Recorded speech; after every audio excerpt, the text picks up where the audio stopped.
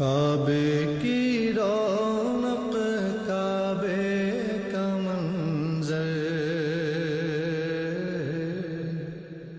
اللہ اکبر۔ عالم اسلام کے مسلمانوں کے لیے بڑی خوشخبری، سعودی حکومت نے عمرہ ادائیگی کے لیے اجازت دے دی۔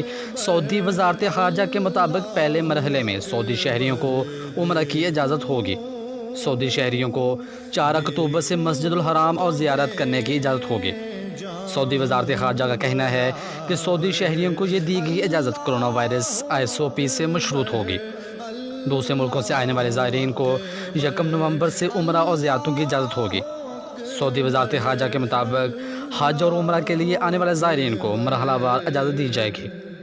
مزید خبروں اور تفصیلات کے لیے دیکھتے رہیے پاسبان لائیو نیوز HD۔ آپ ہمیں فیس بک اور YouTube پہ بھی فالو کر سکتے ہیں۔ اور دیکھتا ہوں کبھی میں حرم کو، حیرت سے خود کو کبھی